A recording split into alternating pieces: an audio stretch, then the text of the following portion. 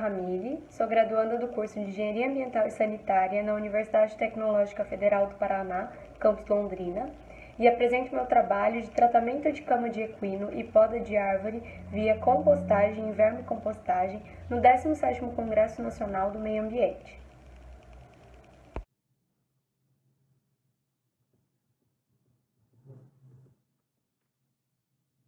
Bom, os equinos eram antigamente usados apenas como meio de transporte. Hoje passaram a ter um papel muito importante no lazer, no trabalho, no esporte e até mesmo em tratamento terapêutico. E com isso, a equinocultura se expande cada vez mais. O problema disso é que nos centros equestres, a quantidade de resíduo produzida, dejetos e camas, ou seja, aquele material que se encontra nas baias dos cavalos, material absorvente de urina e dos dejetos, precisa de uma atenção, porque a quantidade de resíduos vem aumentando. Então, é necessário ter um tratamento e uma destinação adequada para esses resíduos. A compostagem e a vermicompostagem, além de serem eficientes para essa finalidade, são técnicas de baixo custo de implementação e manutenção.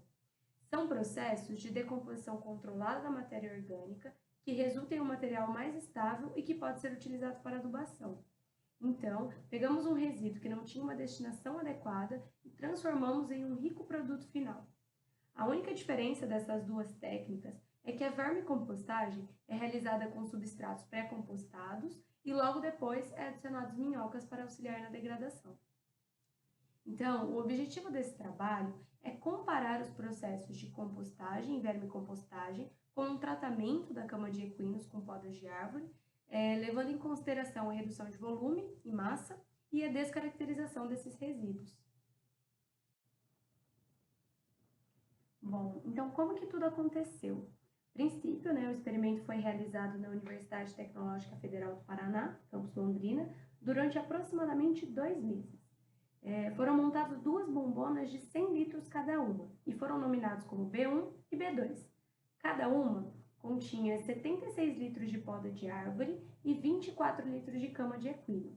Os resíduos eles foram colocados em camadas e foi dividido em 5 camadas, sendo 3 de poda de árvore e 2 de cama de equino.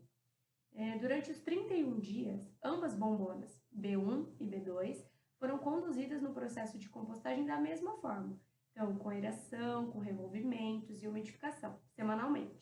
E após esses 31 dias, o conteúdo da bombona B2 foi transferido para 3 reatores retangulares e foram colocados 24 minhocas californianas em cada um. E deu início, então, ao processo de vermicompostagem. Nos reatores, a umidificação foi realizada com uma maior frequência, para que a umidade ficasse entre 60% e 80%, o que torna o ambiente adequado para o desenvolvimento das minhocas. Agora, sobre o monitoramento da temperatura, foi realizado com um sistema automatizado, plataforma Arduino, utilizando sensores. Utilizou 10 sensores em cada bombona, coletando os dados de temperatura de 10 em 10 minutos, durante 31 dias. Após esses 31 dias, quando começou a fase de vermicompostagem, os sensores da bombona B2 foram deslocados para os reatores. Bom, agora a parte aqui de resultados. A umidade ideal para a compostagem ela varia de 40% a 60%. Caso ela esteja abaixo de 40%, pode ocorrer uma redução da atividade microbiana. E se estiver acima de 60%, pode ocorrer anaerobiose. Para a vermicompostagem, como citado anteriormente, a faixa de umidade é entre 60% a 80%. E como a gente pode observar na tabela 1, a umidade observada tanto no composto, que é referente à bombona 1, tanto no vermicomposto, que é dos reatores, estão dentro da faixa indicada na literatura. Pode-se perceber também que houve uma redução de massa e volume em ambos os processos, mas na vermicompostagem aconteceu um pouco mais. E isso pode acontecer devido à presença das minhocas, que resultou nessa maior redução de volume e da massa no vermicomposto. Sobre a descaracterização do composto, na figura 1, apresenta-se o resíduo no início do processo, o composto e o vermicomposto depois de 60 dias. E é possível observar que ocorreu a descaracterização do material, tanto do composto quanto do vermicomposto, eles estão bem diferentes do resíduo do início. E outro ponto que é possível observar também é que o vermicomposto apresentou uma coloração mais escura e partículas menores. Referente à temperatura, foi possível observar no processo apenas a fase termofílica e mesofílica, onde a termofílica durou aproximadamente 12 dias e a mesofílica durante o restante do processo. Nos reatores, as temperaturas variaram de 28 graus a 24 graus, o que caracteriza ainda a fase mesofílica. Bom, como conclusão, temos que a compostagem e a vermicompostagem são processos eficientes para tratar a cama de equino junto com a poda de árvore, já que apresentou a degradação do material, redução de massa e volume. Em comparação entre as duas técnicas, a vermicompostagem apresentou maior redução de massa e volume, coloração mais escura e também maior diminuição do tamanho das partículas. Essas foram as referências utilizadas no banner. Agradeço ao TFPR Londrina pela infraestrutura na realização do experimento. Esse foi meu trabalho de tratamento de cama de equino e poda de árvore via compostagem e vermicompostagem. Muito obrigada pela atenção.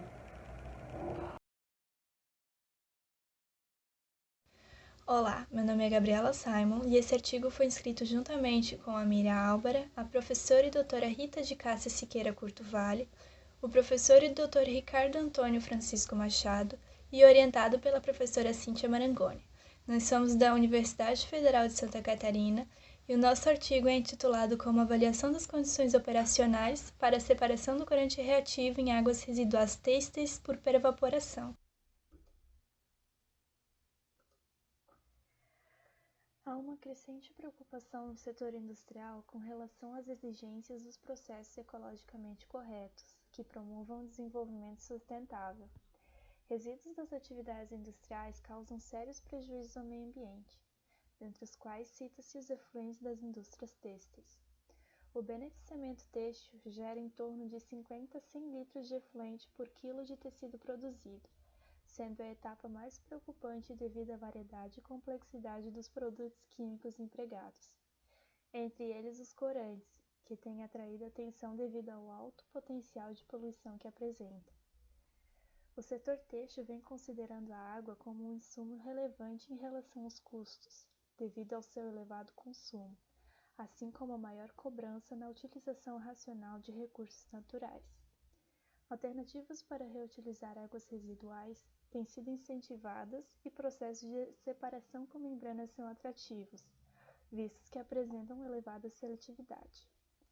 Como alternativa promissora, a pervaporação visa separar as misturas líquidas, explorando as diferenças de solução e difusão dos componentes, através de uma membrana densa. Um componente da mistura líquida da alimentação passa através de uma membrana, para o lado do permeado, passando para a fase gasosa, sob condições de baixa pressão. O processo transmembrana não é determinado pela diferença relativa de volatilidade dos componentes da mistura, mas na diferença de sorção e dissorção dos componentes da alimentação na membrana.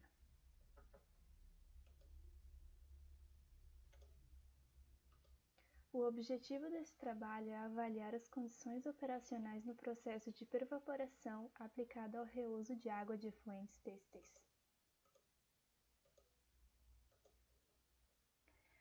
Os ensaios foram realizados com a membrana plana comercial de poliamida BW30, com área de 24,6 cm². Foram preparadas soluções aquosas com concentrações de 30 mg por litro, com corante preto reativo Tiafix. Os ensaios foram conduzidos em uma unidade de destilação por membrana, compostas por uma bomba de vácuo, um banho termostático, uma bomba centrífuga, uma chapa de aquecimento e uma célula de pervaporação contendo uma alimentação e saída do permeado, conforme o esquema na figura 1.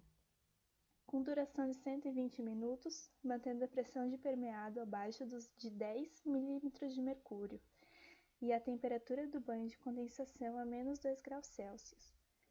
A avaliação das condições operacionais foi realizada a partir de uma análise estatística através do software Statistic, por meio de um planejamento fatorial 2×2. Utilizou-se como variáveis independentes a temperatura, de 45 e 60 graus, e e a vazão de alimentação de 0,7 e 1,5 litros por minuto, conforme a tabela 1, e como variáveis dependentes o fluxo de permeado e a concentração do corante no permeado.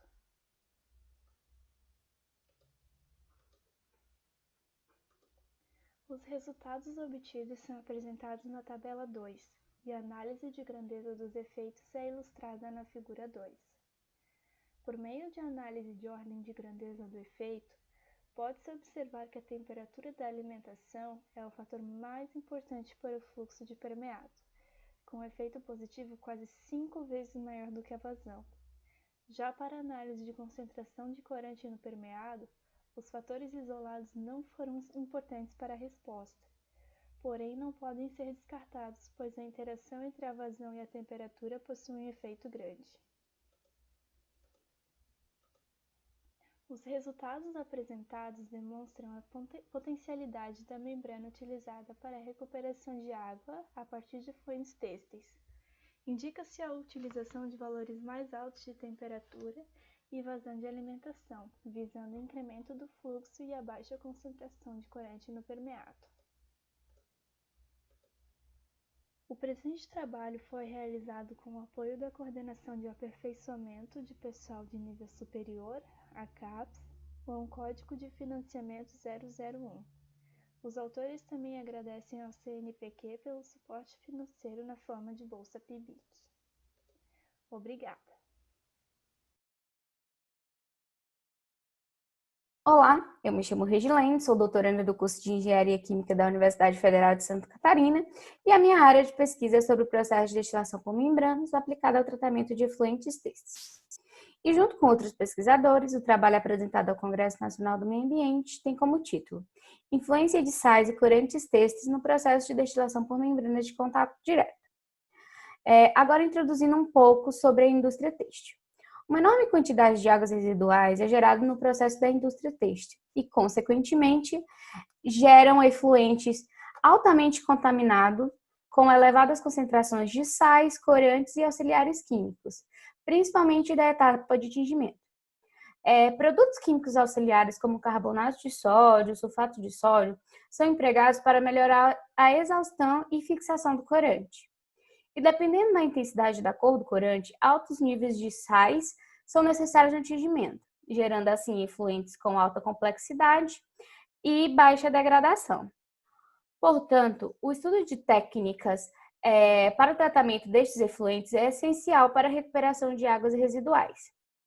E entre essas diversas técnicas de tratamento, a destilação por membrana surgiu como uma alternativa promissora para a recuperação de águas residuais têxteis.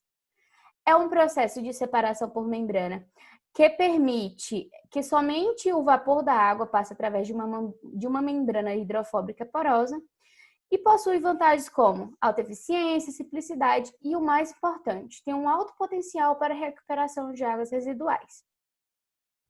Porém, apesar da destilação ter demonstrado alto potencial de aplicação, o seu estudo aplicado ao tratamento de águas residuais têxteis ainda tem sido limitado a poucas publicações acadêmicas.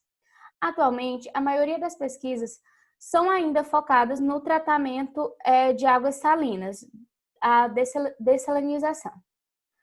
Portanto, o objetivo desse trabalho foi avaliar a influência das soluções sintéticas de sais e corantes têxteis no processo de destilação por membranas de contato direto.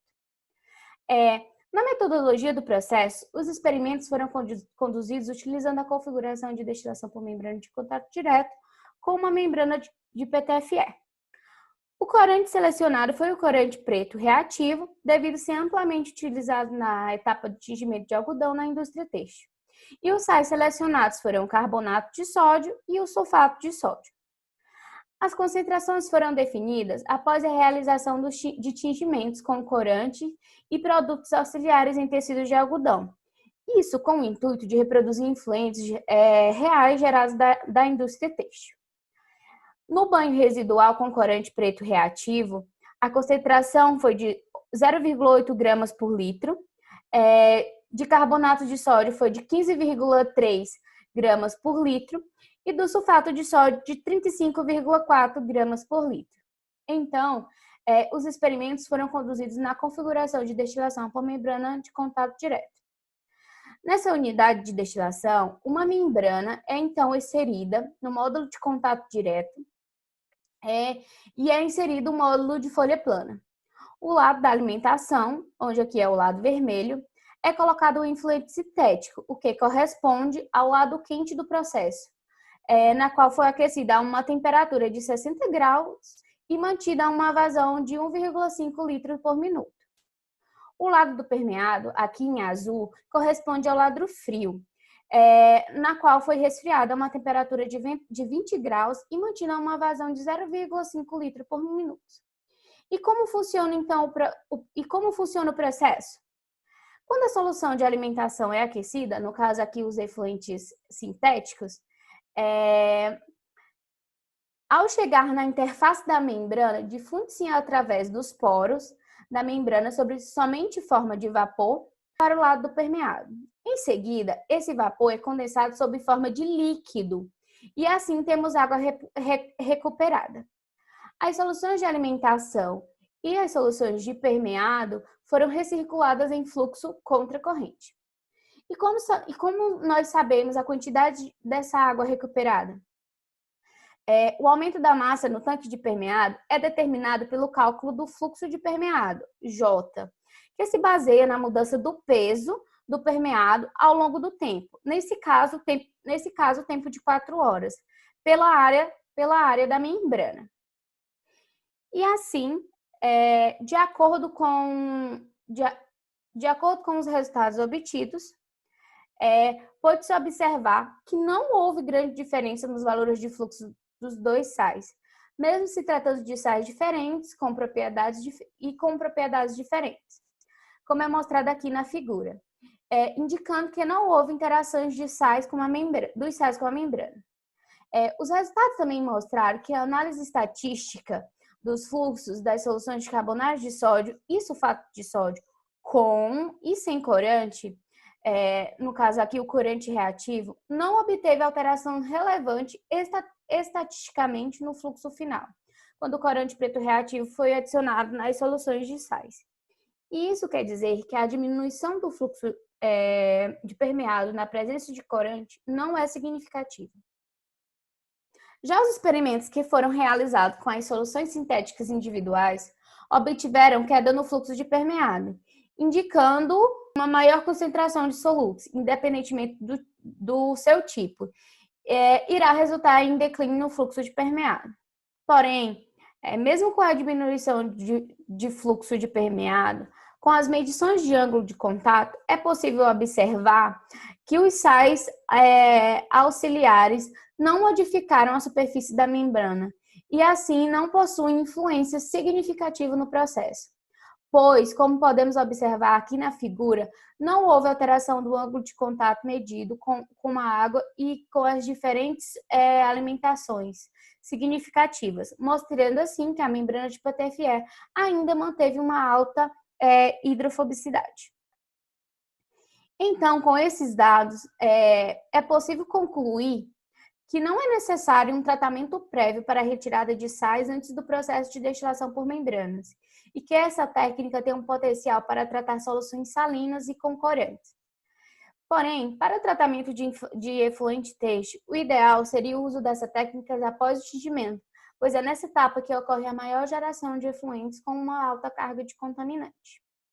Aqui estamos nossas referências e os agradecimentos vai para a CAPES, a UFSC, ao Laboratório Labiman e toda a organização do Congresso Nacional de Meio Ambiente. Muito obrigada.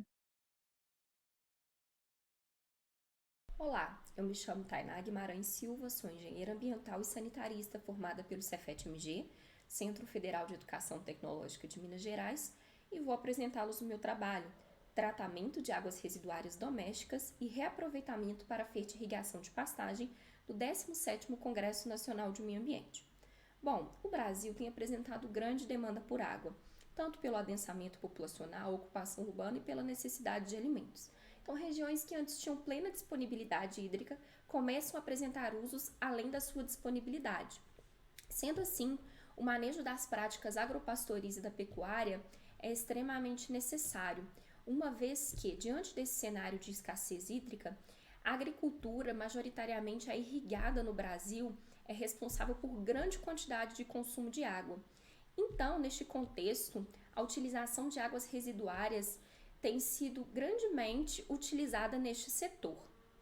Então, diante desse cenário, destaca-se o município de Felizlândia, que apresenta uma situação frágil e crítica de saneamento básico, no qual o município apenas tem uma lagoa de dejetos construída em 1964 para disposição desse efluente doméstico final, assim como ainda fossas sépticas.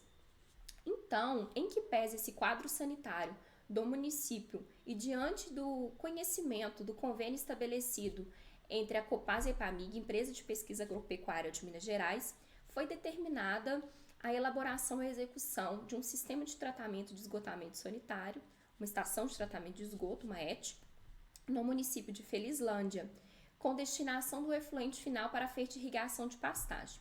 Diante de todo esse cenário e deste contexto conhecido, o objetivo desse trabalho foi a projeção, a execução de uma estação de tratamento de efluente doméstico, uma ET, para o município de Felizlândia, para atender a 90% da população, e destinação final do efluente para a fertirrigação de pastagem, conhecendo todo o quadro sanitário para disposição final neste meio.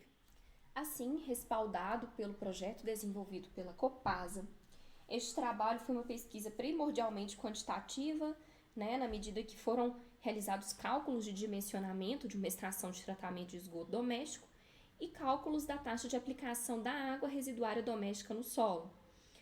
Não obstante, observa-se que a pesquisa também teve um cunho qualitativo, sendo realizadas análises explicativas dos efeitos sanitários e ambientais do reuso da água residuária para fertirrigação.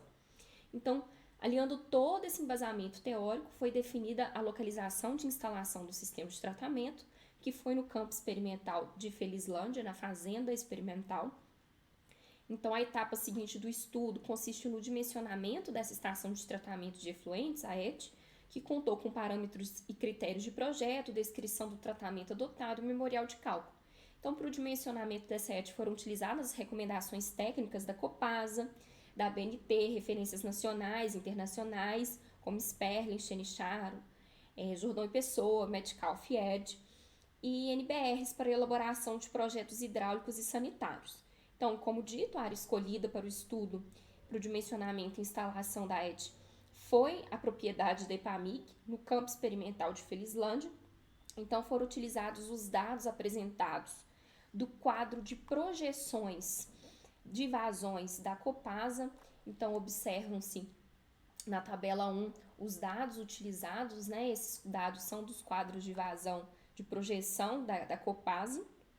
E para a realização do dimensionamento, foi considerada que a equipe de trabalho da Copasa realizaria todos os procedimentos de dimensionamento e implantação da rede coletora, a estação elevatória do esgoto, e diante das análises estratégicas que visavam a escolha do sistema mais eficiente para a remoção de matéria orgânica, patógenos, nutrientes, a ET foi dotada de um tratamento preliminar efetuado por meio de gradeamento, caixa de areia, medidor de vazão, seguido por um reator anaeróbio de fluxo ascendente, que é o ASB, uma técnica muito eficiente para a remoção de matéria orgânica, de demanda bioquímica de oxigênio, DBO, mais um pós-tratamento. O pós-tratamento empregado foram as rampas de escoamento, que funciona como um tratamento secundário, que tem boa aceitação, custo reduzido de implantação, operação e ótima eficiência para remoção de DBO, nitrogênio, fósforo, sólidos suspensos, mais uma lagoa de maturação, que seria um sistema terciário para remoção de patógenos, pensando já na fertirrigação. Ótima remoção também de coliformes e, por conseguinte, o efluente seria levado por gravidade à área de fertirrigação. Então, da primeira etapa, com alcance de 2024, na segunda etapa, um alcance maior, até 2039.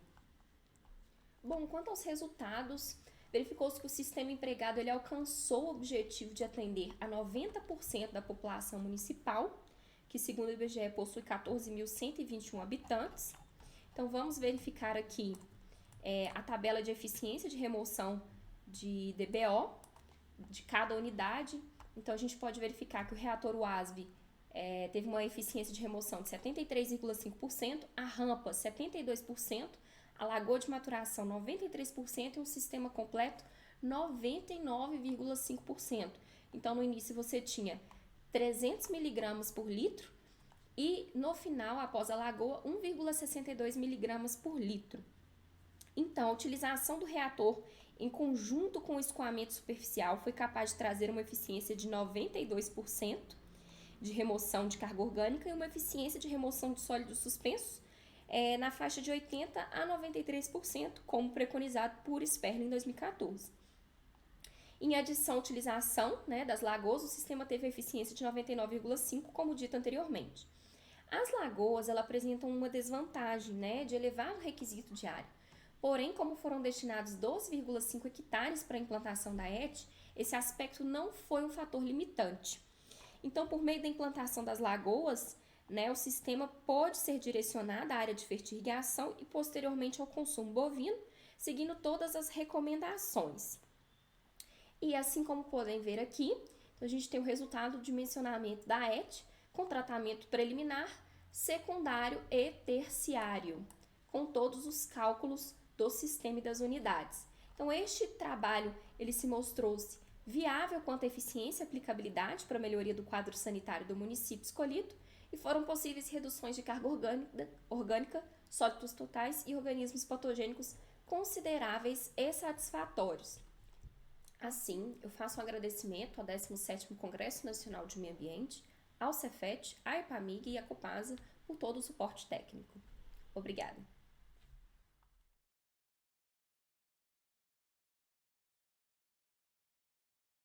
Olá, meu nome é Ana de Castro Melo, sou aluna de Engenharia Ambiental e Sanitária do IFCE Campus Quixadá e hoje eu vou apresentar para vocês o meu trabalho que se chama Revisão Sistemática sobre a produção do biodiesel a partir de micro-algas no Brasil. Bem, o biodiesel teve um destaque no Brasil a partir de 2004 com a criação do Programa Nacional de Produção e Uso do Biodiesel, onde se incentivava a produção a partir de diversas matérias-primas, como também para elevar a qualidade e a competitividade e o uso de espécies vegetacionais oleaginosas. Como matéria-prima, ele ultimamente tem sido insustentável ambientalmente e economicamente, tanto pela demanda por extensas áreas de cultivo, quanto a competitividade com a produção alimentícia. E diante disso, o potencial de produção do biodiesel por microalgas tem se destacado como uma alternativa com cultivo rápido e fácil, além de ter altos rendimentos da quantidade de óleo. No entanto, a produção em larga escala do biodiesel de microalgas, ele ainda encontra dificuldades quanto ao custo de produção e à extração do óleo. Diante disso, o presente estudo aqui, ele tem o objetivo de fazer uma análise bibliométrica da literatura sobre o estágio atual das pesquisas e produções do biodiesel a partir de microalgas no Brasil, no período de 2010 a 2020, a fim de analisar as tendências das espécies e identificar o desenvolvimento das fases de produção. Nossa metodologia utilizou o método de revisão sistemática de literatura, seguindo o OCOLE 2019 e Ramalho 2013, a partir da seleção de bases de dados, onde foi avaliado, identificado e revisado as tendências evidentes sobre o tema-alvo. Seguiu-se a busca nas plataformas Cielo, Google Acadêmico e Microsoft Academic, respectivamente, onde o primeiro critério de inclusão era a presença no título das palavras biodiesel e microalgas. Em segundo, os arquivos tinham que ser publicados em português no período de 2010 a 2020. E em terceiro, apenas estudos que fossem no formato de artigo e que disponibilizassem o resumo. Como critério de exclusão, não foi contabilizado na plataforma seguinte os artigos repetidos da plataforma anterior. Diante disso, o trabalho identificou 234 artigos, dos quais 45 cumpriam todos os critérios de inclusão e exclusão, sendo 4 do Cielo, 30 do Google Acadêmico e 11 do Microsoft Academic.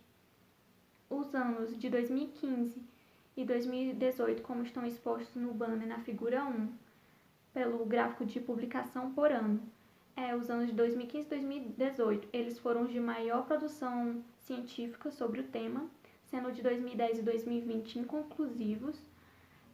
Um de 2010 pode ter sido devido ao tempo elevado para o retorno da submissão e da publicação dos artigos, e em 2020, devido ao período de pandemia, pode ter dificultado a realização de pesquisas acerca do tema.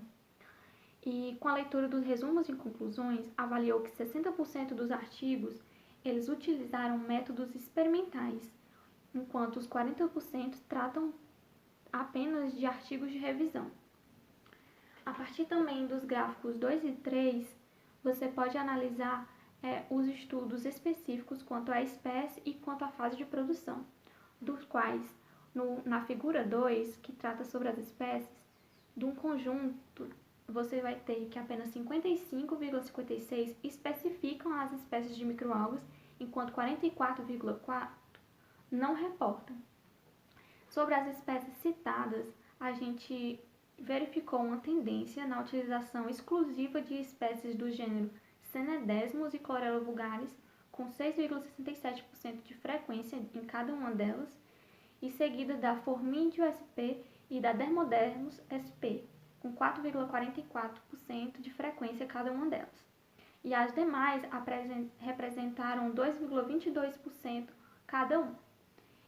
Essa tendência também é similar ao que foi visto por Schist de 2007, e onde ele destacava espécies mais relevantes no teor de óleo, onde dentre elas estão as que foram citadas anteriormente, e também em Ramalho 2013 ele destaca a Chlorella vulgaris como uma das principais produtoras e como uma das tendências de espécies para a pesquisa do biodiesel.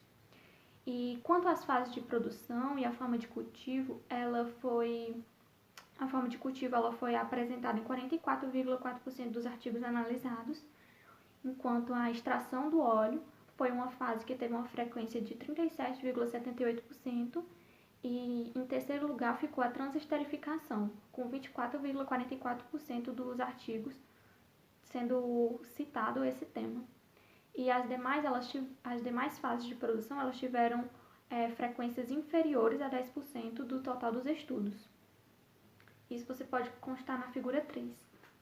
E, diante disso, essa maior frequência dessas fases de produção que foi citada, ela pode ser relacionada com o que diz Cardoso et al. Em 2014, onde ele fala que essas fases são responsáveis pela eficiência e também pelos altos custos da produção em larga escala do biodiesel de microalga. E também foi ratificado por Azeredo 2012, que estima que o cultivo ele seja responsável por cerca de 30% do custo de produção. Já para Mata et al. 2010 e Brenner e Wolden 2010, a viabilização econômica ela depende da otimização do processo de obtenção da biomassa das microalgas, da secagem e da extração dos bioprodutos. Com tudo isso, a gente nota que após essa ampla prospecção bibliográfica, que há o desenvolvimento de diversos estudos para a utilização de microalgas para a produção dos biocombustíveis, e isso mostra que ela é uma alternativa promissora para os próximos anos do Brasil, pois ela apresenta inúmeras vantagens. Contudo, a produção em larga escala ela constitui um dos principais desafios do processo, pois ainda é inviável economicamente, sendo necessária a realização de mais estudos e pesquisas que auxiliem o aprimoramento das tecnologias existentes, como também desenvolvam novas técnicas de cultivo e extração de óleo, tornando o processo produtivo mais factível financeiramente e ambientalmente sustentável.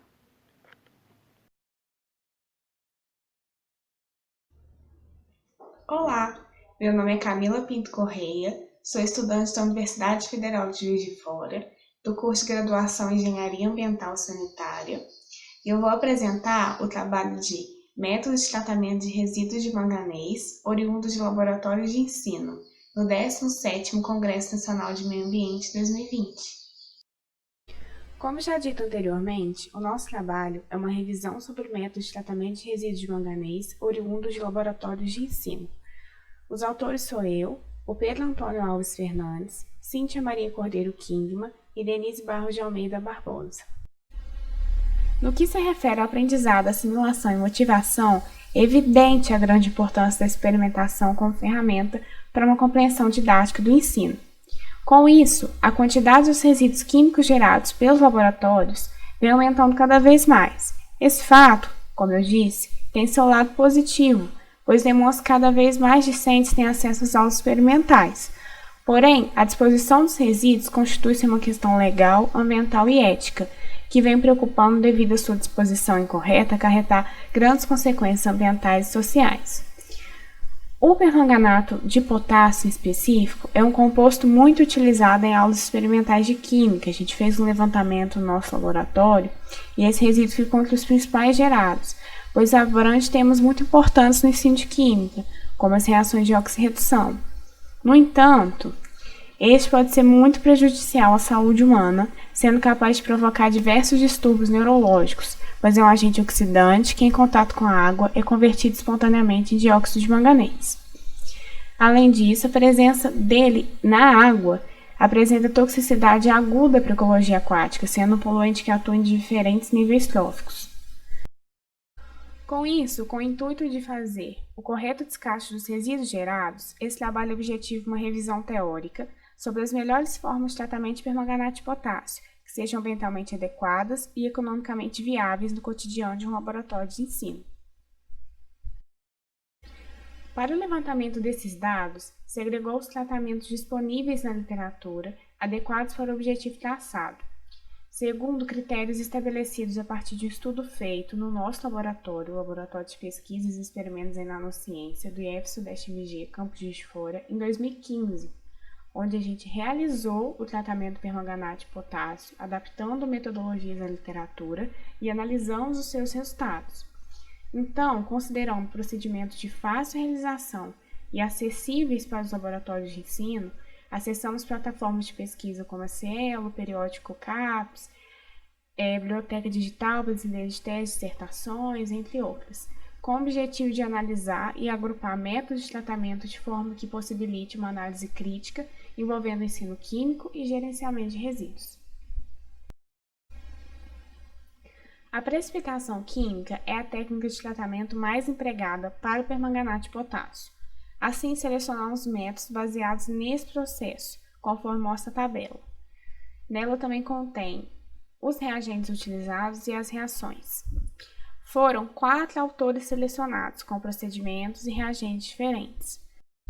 O nosso primeiro autor, o Magriotis, ele desenvolveu uma abordagem sustentável que valoriza a economia circular ao utilizar-se de resíduos provenientes do processo de usinagem, rico em ferro como agente redutor. A reação do ferro 2+, com o permanganato consome H+, fornecido pelo meio ácido, o que promove um aumento do pH e, consequentemente, a precipitação das espécies de hidróxido de ferro e hidróxido de manganês.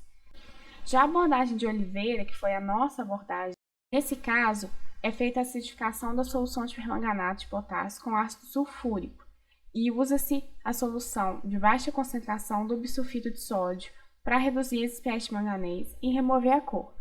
Já o carbonato de sódio teve por objetivo causar precipitação na forma de carbonato de manganês e ainda neutralizar a solução, para que após a filtragem fosse descartado na pia. Já o peróxido de oxigênio é um oxidante energético usado para descoloração de efluentes.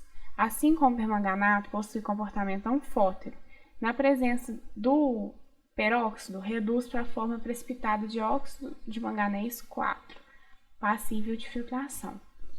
Já a proposta do nosso último autor, o Bento, já faz o uso do hidróxido de sódio e tiosulfato de sódio. O tratamento de resíduo foi realizado com o objetivo de decompor o permanganato por redução do número de oxidação do manganês, tendo-se como produto principal dessa reação o sólido de dióxido de manganês, que pode ser reaproveitado.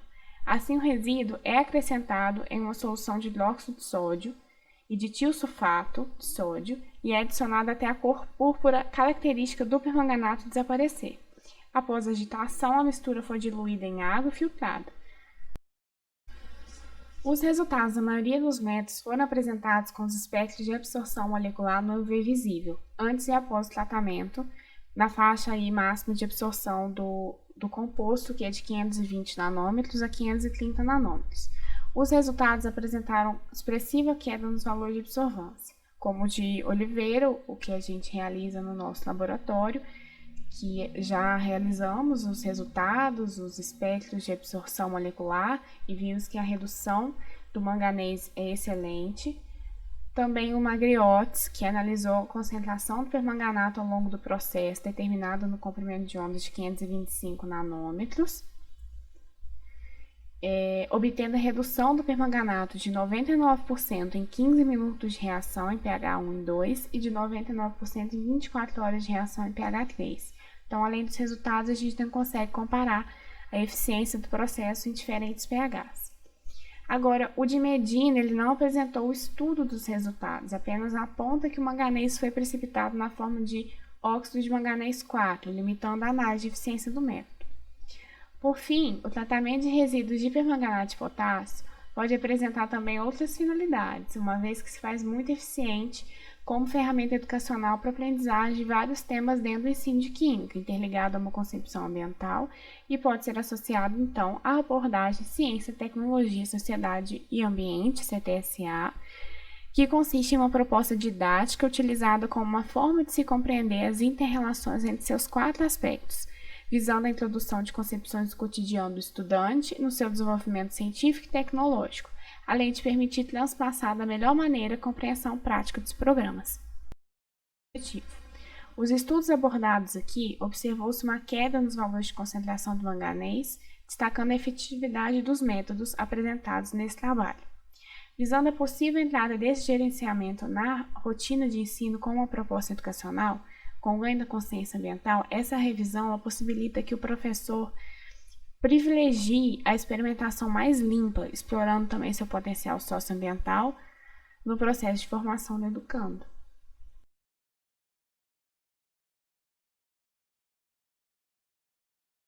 Então foi isso o nosso trabalho. Muito obrigada.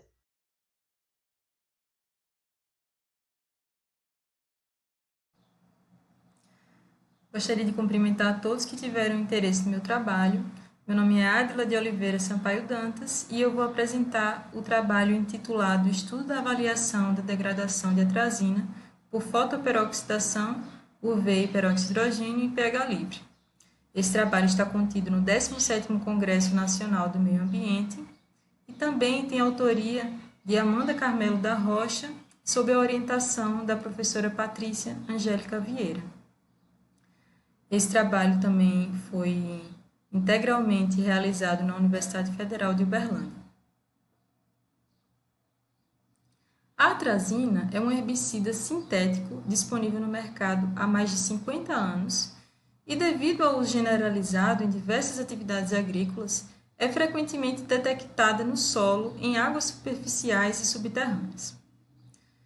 No Brasil, foi estabelecido um limite residual máximo de 2 microgramas por litro de atrazina para água doce, considerando o uso da água para consumo humano e proteção da vida aquática, pois a atrazina é uma substância considerada extremamente tóxica à fauna e possivelmente cancerígena aos humanos, pertencente ao grupo 2B, no caso, toxicidade, além de ser um poluente orgânico persistente, um POP. Para remediar esse agravante, na última década tem havido um interesse crescente em encontrar novas tecnologias para remover a atrazina da água.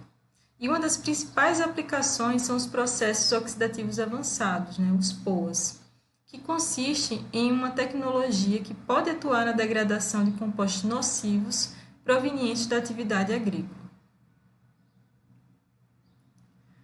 O principal objetivo desse trabalho foi avaliar a eficiência do POA, a fotoperoxidação UV peróxido de hidrogênio, na degradação da atrazina em meio aquoso e sem ajuste de pH. Para o tratamento com o POA, foram selecionadas 2 concentrações de peróxido de hidrogênio, no caso 360 mg por litro, sendo utilizadas cada concentração para os experimentos, no caso, o primeiro utilizando apenas o peróxido de hidrogênio, o segundo utilizando a combinação de peróxido mais a luz ultravioleta e o terceiro utilizando apenas a incidência da luz ultravioleta. Os experimentos eles foram conduzidos em um aparato experimental com reator encamisado com agitação magnética, conectado a um banho termostatizado com a temperatura de 25 graus Celsius.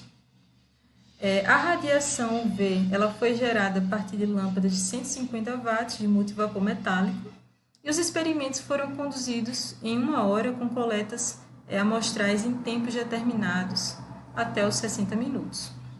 O pH ele foi medido com o auxílio de um pHmetro de bancada, no caso após cada um dos experimentos, antes e depois de cada experimento. E para verificar a incidência de luz ultravioleta, utilizou-se um radiômetro que mediu a quantidade de UV incidente em cada um dos processos. A concentração de atrazina ela pode ser quantificada através de HPLC, equipado com detector de UV e aparelhado com a coluna C18. E para a fase móvel se utilizou 60% de acetato de amônio a 0,1 milimolar e 40% de acetonitrilo. A incidência de luz ultravioleta média obtida nos processos foi de 0,082 e o pH médio da solução aquosa foi de 8,78, no caso para uma concentração de atrazina de 20 mg por litro. O pH final médio, após realizados os processos de POA, foi de 7,56 e o pH, no caso próximo dessa neutralidade, pode estar aliado ao caráter alcalino do peróxido de hidrogênio ou à decomposição da atrazina em compostos fracamente ácidos.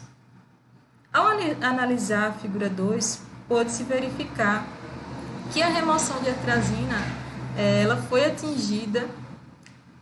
ela atingiu, no caso, 33,6% após 60 minutos para o processo utilizando apenas a luz ultravioleta, o que foi considerada baixa quando comparado aos experimentos com adição de peróxido de hidrogênio, que obtiveram uma média de 93% aproximadamente de eficiência. Esse comportamento ele está de acordo com um trabalho descrito por Khan et al. 2014, que verificou em seu estudo a degradação da atrazina por fotólise direta, promovendo baixos valores quânticos, acarretando a investigação de métodos de remoção mais eficazes combinado com a luz ultravioleta. Pode-se verificar também, por meio dessa figura 2, no caso gráfico fornecido pela figura 2, que nos experimentos com peroxidação e fotoperoxidação a 300 mg por litro de peróxido de hidrogênio resultaram em uma degradação maior do que 95% da atrazina. Nesse caso, a presença ou ausência de UV na peroxidação não influenciou fortemente, resultando em remoções de atrazina muito próximas. A mudança de concentração de peróxido, no caso de 60 para 300 mg por litro, também não provocou uma variação considerável nessas taxas de degradação.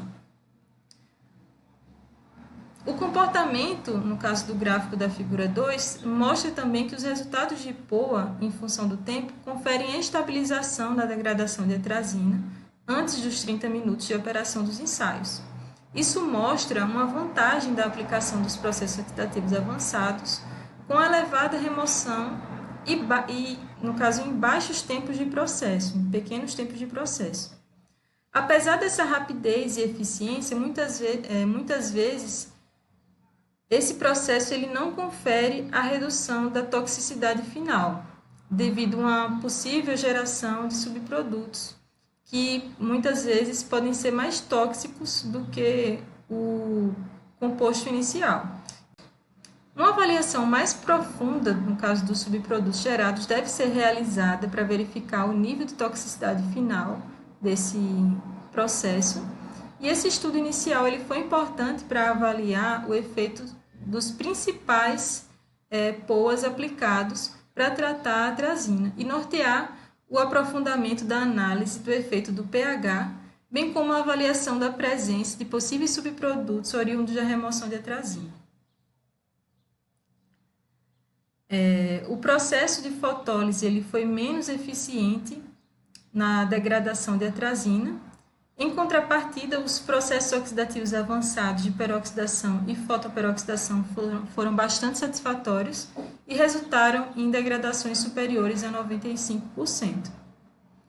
Eu gostaria de agradecer ao programa de pós-graduação da FEC, em Engenharia Química, pela infraestrutura disponibilizada, aos programas de fomento também, como o CNPq, CAPES e FAPEMIG, pelo apoio financeiro.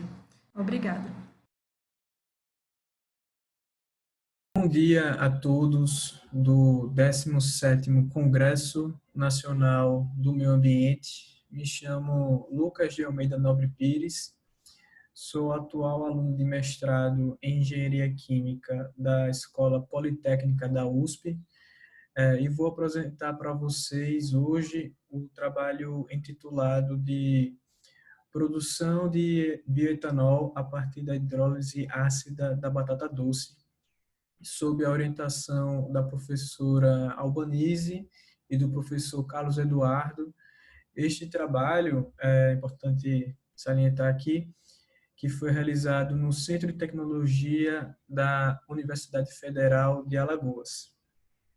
Então, para dar início, é nesse cenário atual de crescente demanda energética e também um consumo acelerado de combustíveis fósseis, em conjunto com as crises ambientais que são cada vez mais recorrentes, resultaram na instabilidade no comércio do petróleo e sua disponibilidade também é posta em questão quando se trata dessa geração e das gerações futuras. Por isso, a procura por uma matriz energética com característica renovável foi e é incentivada a fim de termos um futuro mais promissor. E é nesse ponto que entra o bioetanol. Ele tem recebido bastante destaque por sua capacidade de ser produzido a partir de diversas biomassas, e entre elas a própria batata doce, que apresenta um elevado teor de amido e também uma alta produtividade. Os objetivos deste trabalho foi estudar os desempenhos da hidrólise ácida do amido em açúcares fermentescíveis e também o desempenho da fermentação alcoólica para a produção de bioetanol.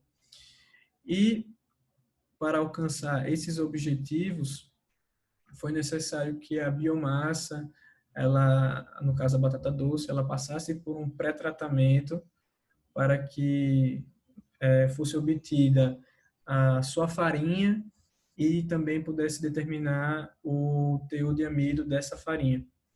E a partir daí, a hidrólise ácida ela foi realizada com 3 concentrações diferentes de ácido sulfúrico, com 3 tempos reacionais diferentes. No caso do ácido sulfúrico, foram utilizadas 1, 3 e 5% volume, e o tempo reacional foi de 10, 20 e 30 minutos. Em seguida, após a hidrólise, foi feita as determinações de açúcares totais e redutores, e para a fermentação propriamente dita, nós utilizamos o hidrolisado da condição de 1% e 30 minutos. Foi necessário fazer uma preparação do mosto, uma correção do pH, com a adição de uma base, então precipitou um sal, que a gente teve que filtrar esse mosto, e a partir daí nós inoculamos com a levedura, uma levedura comercial mesmo, Saccharomyces cerevisiae, com a concentração celular de 3 gramas por litro de massa seca. A fermentação ela foi acompanhada até 48 horas, a temperatura ambiente, de modo estático mesmo. Durante esse período foram retiradas amostras a cada 12 horas, e com essas amostras nós tivemos que fazer uma separação de fases por centrifugação, na qual a fase líquida foi utilizada para a determinação do teor alcoólico produzido. Os nossos principais resultados obtidos nesse trabalho foi que a condição ótima considerada foi aquela de 1% de ácido sulfúrico, volume, e com tempo racional de 30 minutos. Isso porque foi essa condição que obteve a maior conversão de amido em açúcar redutor, um valor de 56%, e em açúcares totais nós obtivemos 89%. Como vocês podem ver aqui na figura 1 e na figura 2, que é o rendimento da hidrólise ácida em açúcares redutores e açúcares totais. A fermentação alcançou uma produção alcoólica de quase 18 gramas por litro, para ser exato, 17,95. Isso nos deu um rendimento de fermentação de 71,6% e um rendimento de processo global de 72%. Aqui a figura 3 apresenta os resultados da fermentação alcoólica do hidrolisado escolhido na condição ótima, e vale dizer que, apesar dos nossos açúcares não serem exclusivamente monossacarídeos, né, que estavam ali presentes no mosto, ainda assim teve um consumo de 95% do substrato durante esse período de acompanhamento da fermentação, o que pode indicar que apenas uma quebra parcial do amido bastaria para a levedura fazer a sua assimilação, certo? Então, para poder concluir o nosso trabalho, foi visto que a batata doce é realmente uma alternativa promissora na contribuição energética e também econômica do país. Isso porque o cultivo da batata doce ele é rústico, ou seja, ele precisa de pouco fertilizante e ele naturalmente já é resistente a pragas. Então, finalizo aqui a minha apresentação. Essas são algumas das principais referências utilizadas neste trabalho.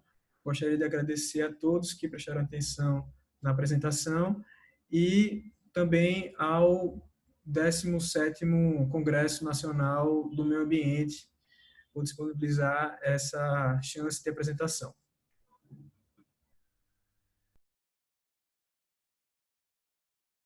Eu sou a Letícia Guimarães, discente do mestrado de Engenharia Têxtil na Universidade Federal de Santa Catarina, campus Blumenau.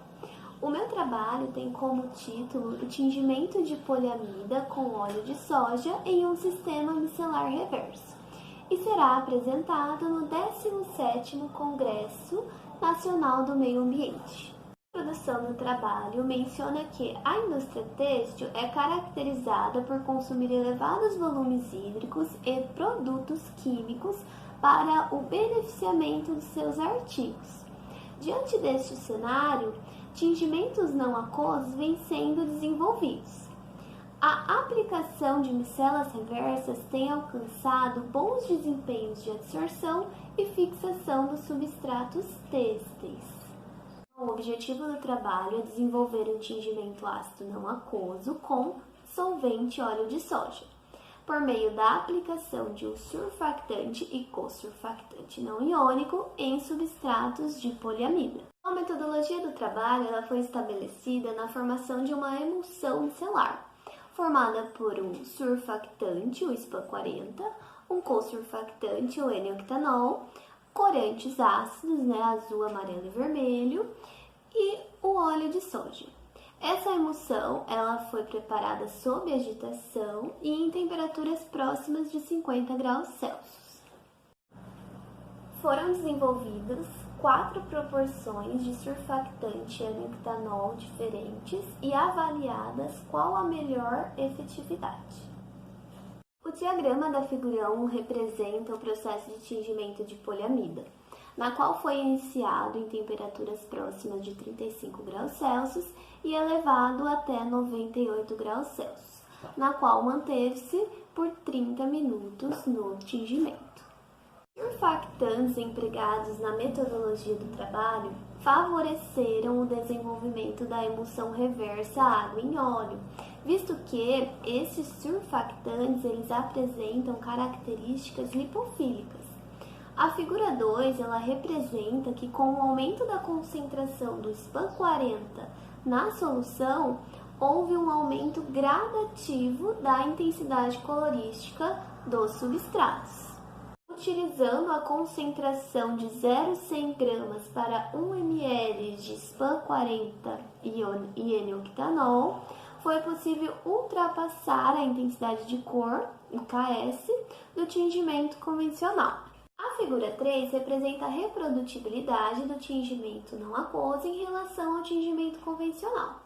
Como pode-se perceber, as características cromáticas do tingimento não aquoso não foram influenciadas, sendo possível realizar um tingimento ácido com solvente óleo de soja, eliminando a adição de eletrólitos e em baixas relações de banho.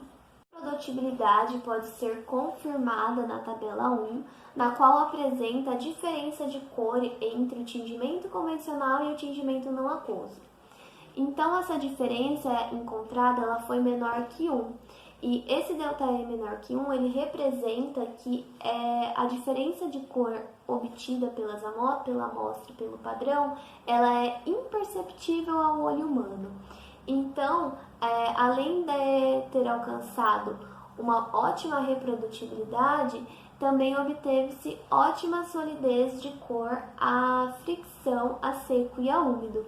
Isso representa que a fixação do corante no processo de tingimento foi eficaz. Nos resultados adquiridos, pôde-se constatar a efetividade do tingimento de poliamida com óleo de soja.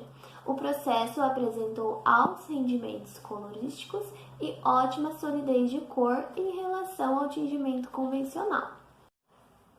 E por fim, eu gostaria de agradecer em especial a CAPES pelo apoio financeiro no desenvolvimento da pesquisa, e também as empresas Croda do Brasil e Verken Química por disponibilizar os respectivos surfactantes e consurfactantes utilizados no trabalho.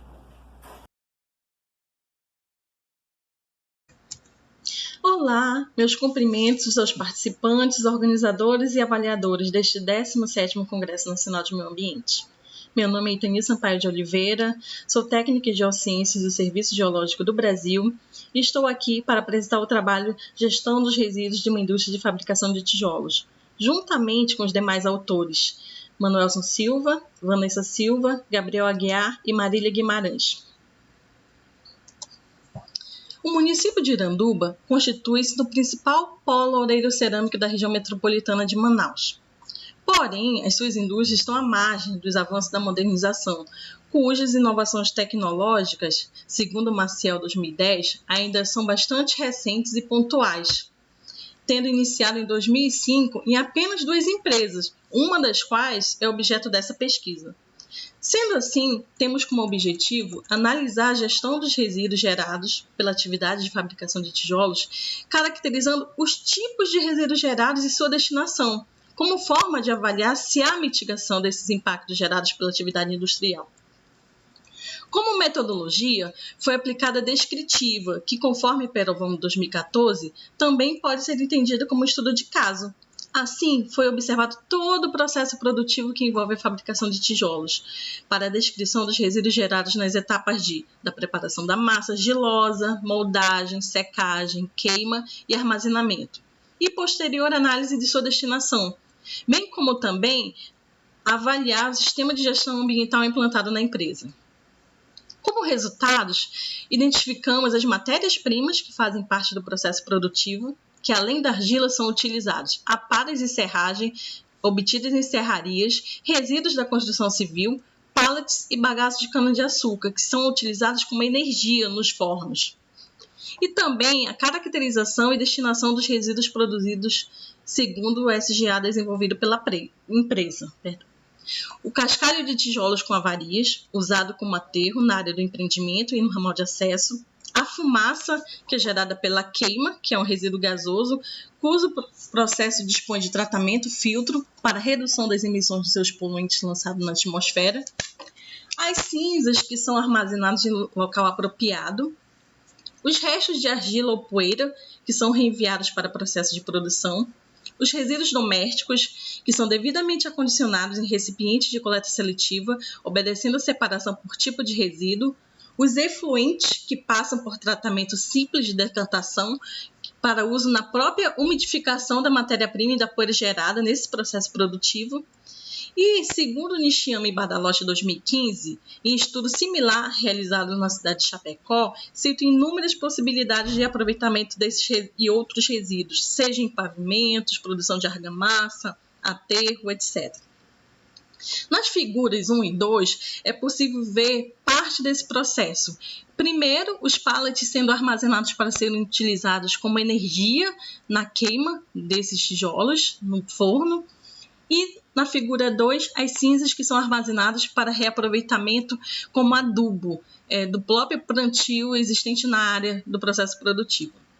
Sendo assim, concluímos que grande parte dos resíduos gerados são destinados e reaproveitados no próprio processo produtivo, reduzindo significativamente possíveis impactos ao meio ambiente. Porém, há necessidade de melhor reaproveitamento de alguns resíduos, como os tijolos com avarias, que poderiam ser doados para as comunidades próximas. Como referências, utilizamos Maciel 2010, Nishiyama 2015, Perovano 2014. Nossos agradecimentos ao Instituto de Proteção Ambiental do Amazonas. E meu muito obrigado e um bom congresso a todos.